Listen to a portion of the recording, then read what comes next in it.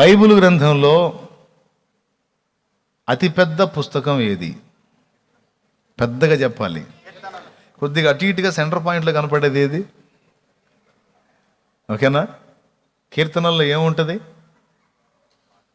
దేవుణ్ణి ఆరాధించటం ఉంటుంది. బాగా వినాలి. ఎన్ని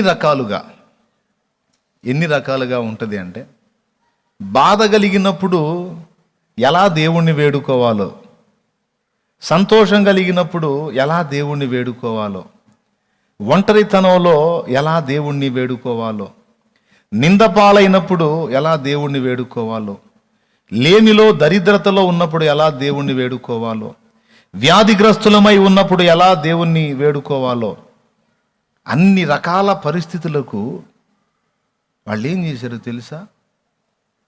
ఏ పరిస్థితి అయినా సరే దేవుడే దిక్కని అన్ని పరిస్థితులకు దేవుడి దగ్గరికే చేరారు. అది ఎలా చేరారు అంటే, కొన్ని పదాలు దేవుని ఎదుట సిద్ధపరచుకొని, కొన్ని మాటలు తీసుకొని ఆయన దగ్గరికి వెళ్ళి ఆయన వేడుకున్నారు. వేదనలో ఉన్నప్పుడు కొన్ని పాటలు పాడారు. అంటే అన్ని పరిస్థితులకి దేవుడే ఆశ్రయం. వాళ్ళకి ఆనందం వచ్చిందనుకో, దేవుణ్ణే మహింపరిచారు. ఆనందం వచ్చిందని సినిమా పాటలు పెట్టుకుని ఎగరలా. ఇప్పుడు కొంతమంది ఉంటారు. మొన్న ఆ మధ్య ఎక్కడో ప్రార్థనకి వెళ్ళాము మేము. ఏ ఊరు నాయనా? ఎక్కడో వెళ్ళాము. వెళ్తే స్టార్టింగ్లో దేవుని పాటలు వచ్చినాయి, యేసయ్య పాటలు వచ్చినాయి. ఆ తర్వాత ఏదో వేరే పాటలన్నీ వస్తున్నాయి, దయ్యపు జాతి పాటలన్నీ వస్తున్నాయి. తర్వాత డీజే అంట. ఓరే నాయనా, ఫస్ట్ ఏమో 2-3 యేసయ్య పాటలు వచ్చినాయి. తర్వాత ఇక బాదుడు అంటే ఫస్ట్ భక్తి, తర్వాత 2-3 పాటలు భక్తి కార్యక్రమం అయిపోయిన తర్వాత ఇక బాదుడు కార్యక్రమం. ఎందుకురా అంటే ఆనందం. ఎందుకు ఆనందం అంటే, మా వాడు పెళ్లి చేసుకుంటున్నాడు. అరే అది పెళ్లిలాగా లేదు, పెద్ద దినంలాగా ఉంది. అదేం ఆనందం రా, అదేం ఆనందం? ఆనందం వచ్చినప్పుడు దేవుణ్ణి అద్భుతంగా మహింపరచాలి.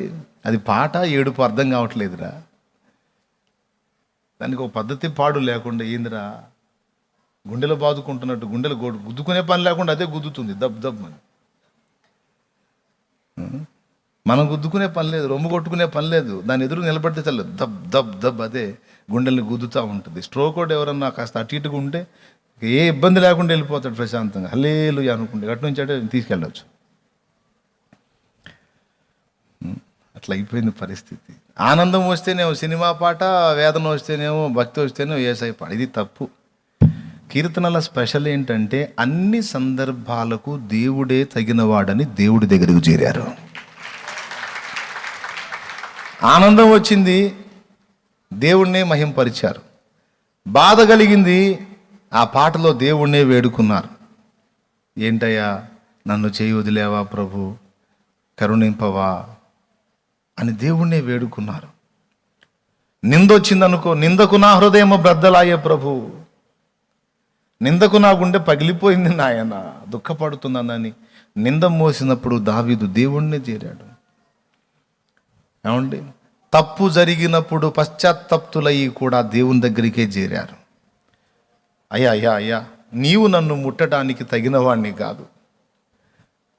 ఇంతవరకు ఒకవేళ నీ చేత్తో తాకేదానికి పనికొచ్చేటట్టు ఏమన్నా కాస్త కూస్తున్నానేమో, కానీ ఇదిగో ఊరియా విషయంలో నేను చేసిన పొరపాటును బట్టి ఇక నీవు నన్ను తాకి కడిగి శుద్ధి చేయడానికి అర్హత కోల్పోయాను, హిస్సోపుతో నన్ను గడుగయ్యా అన్నాడు. నువ్వు దూరంగా నిలిచి నన్ను కడుగయ్యా, నన్ను తాకకూడదు, మలిన పాత్రనే. పశ్చాత్తాపంలోకి వెళ్ళిపోయి ఏడుస్తూ కూడా దేవుని పాదాలు పట్టుకున్న అదే పాడాడు. చూడండి, కావాలంటే మీరు ఇంటికి వెళ్ళి కీర్తనలు ధ్యానించండి. బైబిల్ గ్రంథంలో అతిపెద్ద పుస్తకం కీర్తనలు, కాస్త అటు ఇటుగా మధ్య భాగంలో ఉండేది కీర్తనలు. భక్తులందరూ అన్ని సందర్భాలకు దేవుణ్ణే ఆశ్రయించి కీర్తనలతోనే దేవుని సమీపించినట్టు మనకు కనపడుతుంది. అక్కర వచ్చినప్పుడు దేవుడే ఆశ్రయం, దేవునికి మహిమ. భయం వచ్చినప్పుడు దేవుడే ధైర్యం, భయం కలిగినప్పుడు దేవుణ్ణే ఆశ్రయించారు. అవసరత వచ్చినప్పుడు దేవుణ్ణే ఆశ్రయించారు. శత్రువు తరుముతున్నప్పుడు, దేవా నా శత్రువు నా వెంటబడి తరుముతున్నాడు, నాకు రక్షణ కల్పించవా, నన్ను ఆదుకోవా అని అక్కడ కూడా కీర్తనే ఆయన్నే తన ప్రాణానికి చెప్పుకున్నారు. నా ప్రాణమా యెహోవాను సన్నుతించు, కృతజ్ఞత కలిగుండు, ఆయన్ని మర్చిపోవాకు, ఆయన మేలులు మర్చిపోవాకు ప్రాణమా అని ప్రాణానికి బుద్ధి చెప్పుకున్నారు. సమాజానికి సాక్ష్యం ఇచ్చారు, ప్రభువుతో మాట్లాడారు. అన్ని రకాలుగా బైబిల్ గ్రంథం అంతట్లో కూడా మనకు చాలా ప్రత్యక్షతలు నింపబడినటువంటి గ్రంథము కీర్తనల గ్రంథము. దేవునికి స్తోత్రం కలుగును గాక. అన్ని సందర్భాలకు ఇప్పుడు పశ్చాత్తాప గీతం మంది 61వ కీర్తన చూడు. అయితే అక్కడ ఉన్న పదాలు యాజ్ ఈజీగా పాడలా, కొంచెం చేంజ్ చేసి పాడుకున్నా. దేవా నా మొర ఆలకింపుము, నా ప్రార్థనకు చెవియొగ్గుము, నా ప్రాణము తల్లడిల్లగా భూదిగంతముల నుండి నీకు మొర్ర పెట్టుచున్నాను. ఓకేనా? ఇప్పుడు ఆ తర్వాత 2 చరణాలు ఇక జీవితానుభవంలోంచి వెళ్ళాను. ప్రేరణ అయితే ఏది? కీర్తనల గ్రంథమే. నా కాలగతులన్నీ నీ వశంలో ఉన్నాయనే మాట ఉంటుంది. ఆ ఒక్క పదం బట్టి పాట వచ్చింది. దేవునికి మహిమ కలుగును గాక. హల్లెలూయా.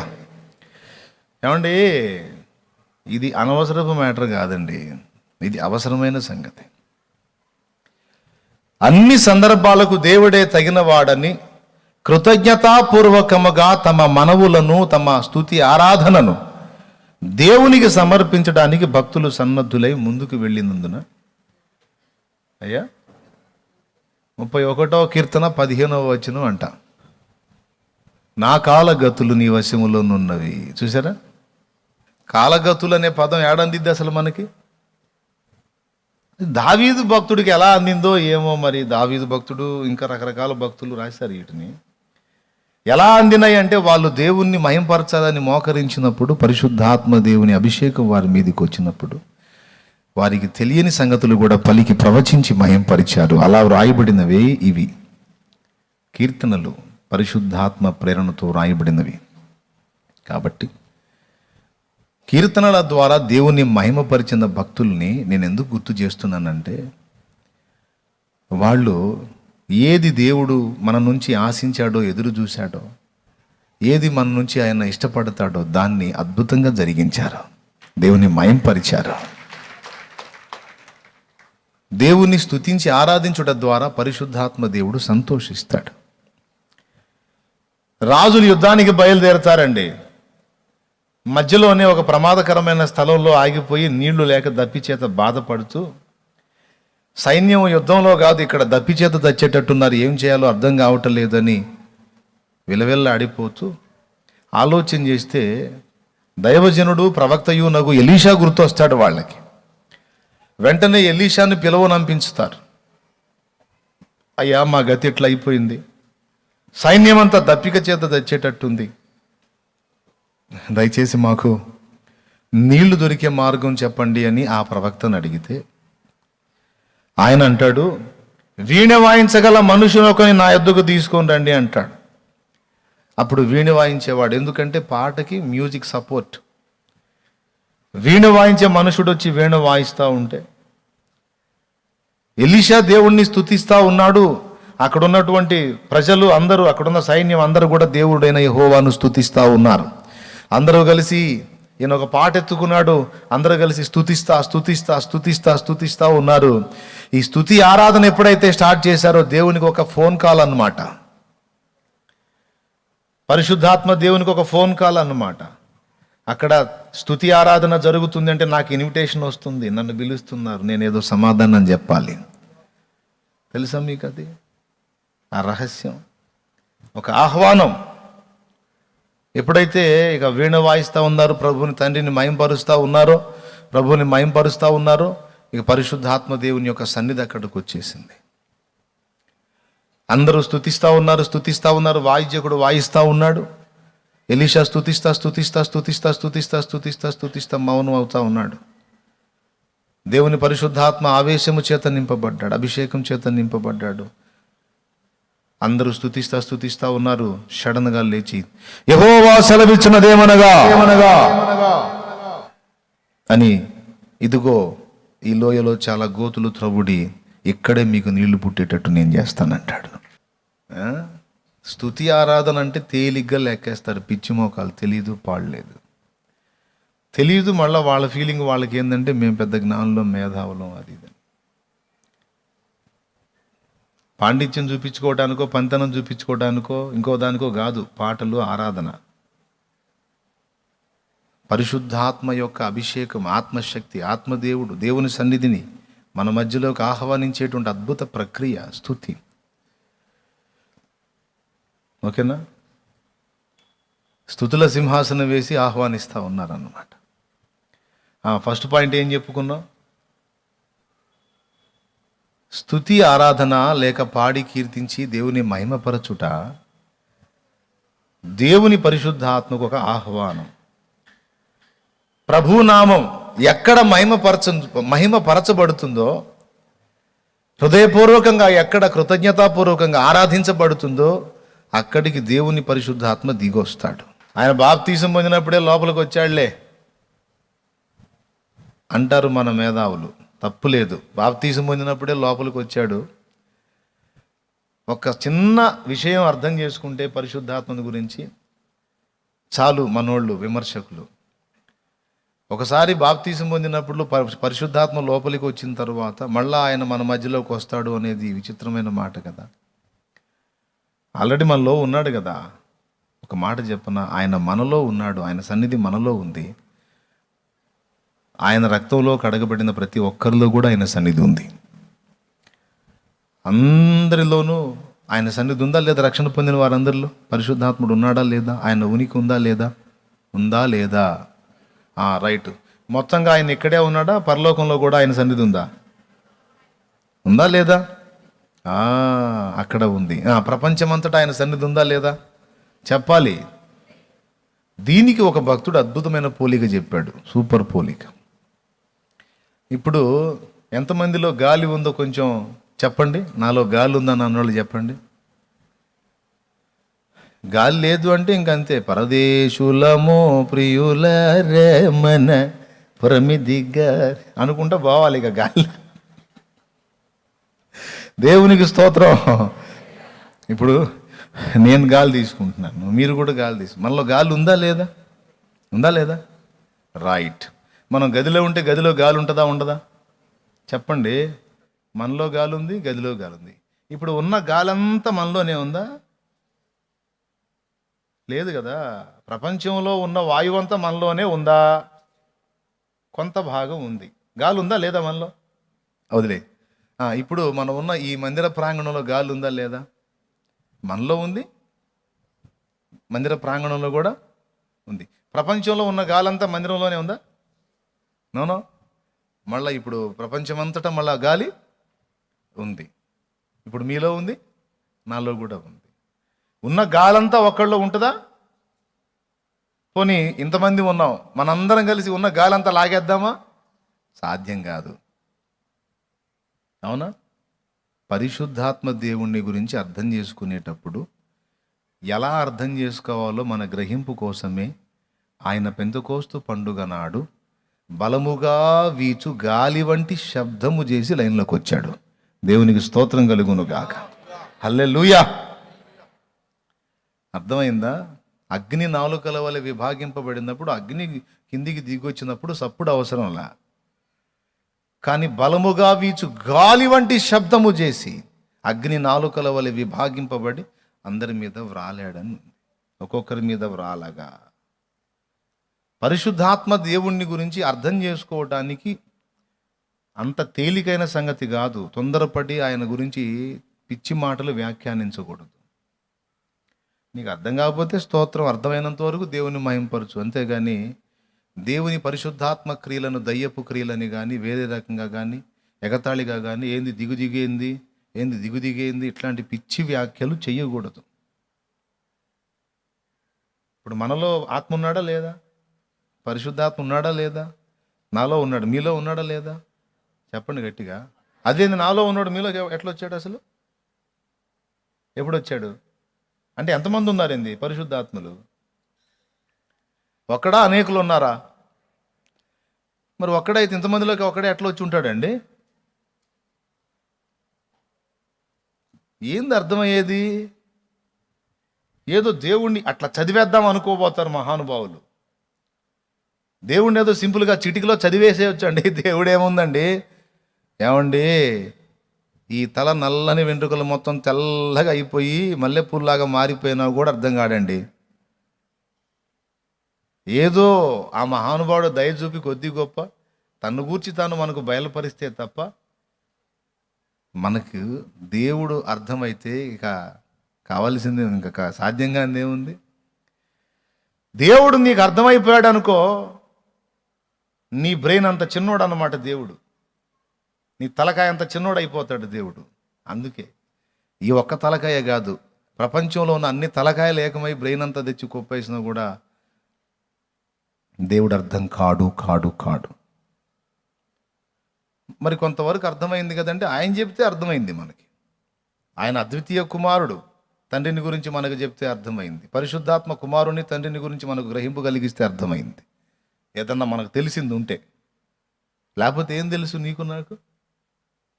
ఏం తెలియక అజ్ఞానంలో అంధకారంలో వ్యర్థారాధనలో గడిపాం కదా గతంలో. కాబట్టి ఏదన్నా మనకు అర్థమైందంటే ఆ మహానుభావుడి దయ ఆయన. కాబట్టి ఇప్పుడు మనలో ఉన్నాడా, నాలో ఉన్నాడు, మీలో ఉన్నాడు, ప్రపంచవ్యాప్తంగా ఉన్న క్రైస్తవ సంఘం అంతటిలోనూ ఉన్నాడు ఆయన. ఎంత కాకుండా మళ్ళా పరలోకంలో కూడా త్రియేకుడై ఉన్నాడు. లేడా? సరే వదిలేసేయండి. యేసయ్య ఎక్కడ ఉన్నాడు చెప్పండి ఇప్పుడు?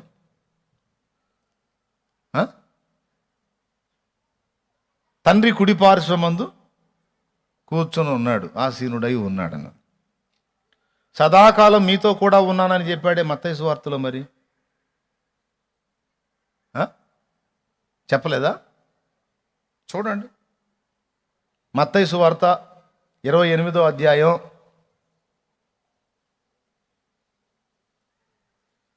19, 18, 19 అక్కడ నుంచి చూడండి ఉంటుంది. 20వ వచనం చూడమ్మా. నేను మీకు ఏ ఏ సంగతులు ఆజ్ఞాపించుతునో వాటన్నిటినీ గైకొనవలనని వారికి బోధించుడి. ఇదిగో నేను యుగ సమాప్తి వరకు సదాకాలము మీతో కూడా ఉన్నానని వారితో చెప్పెను. అదేంది అసలు? ఏడున్నాడు ఆయన? మనతో ఉన్నాడా? యేసయ్య మనతో ఉన్నాడా? మొన్న ఎక్కడున్నాడని చెప్పారు మీరు? ఇందాక ఎక్కడున్నాడని చెప్పారు? తండ్రి కుడి పార్శ్వం ముందు కూర్చొని ఉన్నాడని చెప్పారు. కానీ ఇక్కడ ఏం చెబుతున్నాడు? మీతోనే యుగ సమాప్తి వరకు మీతో కూడా ఉన్నాను అన్నాడు. ఇప్పుడు యేసయ్య ఎక్కడున్నాడా? అక్కడ ఉన్నాడా? అంటే అక్కడ ఉంటే ఇక ఎక్కడ లేడంటే. దేవుడు సర్వాంతర్యామి అన్నది నిజమే. కొన్ని ప్రత్యేక సందర్భాల్లో, ప్రత్యేక ఘట్టాలలో ఆయన ఒక మామూలు స్థితిలోనికి, మన వంటి సామాన్య స్థితిలోనికి తను తాను తగ్గించుకొని మామూలు ప్రత్యక్షత, మొత్తం సర్వాంతర్యామి తత్వాన్ని ప్రక్కన పెట్టి ఆయన ఒక ప్రత్యేకమైన స్థలానికి పరిమితమై వచ్చి కూడా కూర్చుంటాడు మనవలే. అర్థమైందా? అలాగా సిద్ధపడి వచ్చినప్పుడే బిలాం దగ్గరికి వచ్చి మాట్లాడాడు. అలాగ వచ్చినప్పుడే అబ్రహాంతో మాట్లాడాడు. అలాగ వచ్చినప్పుడే నోవహుతో మాట్లాడాడు. అలాగ వచ్చినప్పుడే గిద్యోనో పరాక్రమం గల బలాఢ్యుడా అన్నాడు. సర్వాంతర్యామి అన్నది నిజమే. కానీ కొన్ని సందర్భాల్లో, కొన్ని ఘట్టాల్లో భక్తుల్ని కలుసుకోవాలన్నప్పుడు ఆ సర్వాంతర్యామి తత్వాన్ని కలిగి ఉన్న దేవుడు ఒక స్థలానికి అపరిమితమైన ఆ దేవుడు ఒక పరిమితమైనటువంటి స్థితిలోనికి వచ్చి మనకు అందుబాటులోకి వస్తాడు. ఎందుకంటే వాక్యం చెప్తుంది, అంతటా యెహోవా అక్కడి నుండి వెళ్ళిపోయెను అని. వెళ్ళిపోవటం ఏంది? ఆయన లేని స్థలం ఎక్కడుంది? అవునా కాదా? ఆయన అక్కడి నుండి వెళ్ళిపోయాను. సర్వాంతర్యామిగా ఉన్నాడన్నది నిజం. వ్యక్తిగతంగా కూడా ప్రత్యక్షత ఇస్తాడన్నది నిజం. ప్రత్యక్షం అవుతాడన్నది కూడా నిజం. పరిశుద్ధాత్మ దేవుడు కూడా అంతే. మనలో ఉన్నాడు, ఆయన ఉనికి మనలో ఉంది, ప్రపంచమంతటా ఉంది, పరలోకంలో కూడా ఉంది. ఆయన మనం స్తుతించి ఆరాధించి ప్రశంసించి మహిమపరిచినప్పుడు అక్కడి నుండి కూడా దేవుని మహిమ మన మీదకి వచ్చే అవకాశం ఉంది. పరిశుద్ధాత్మ ప్రభావం మనల్ని మళ్ళా నింపే అవకాశం ఉంది.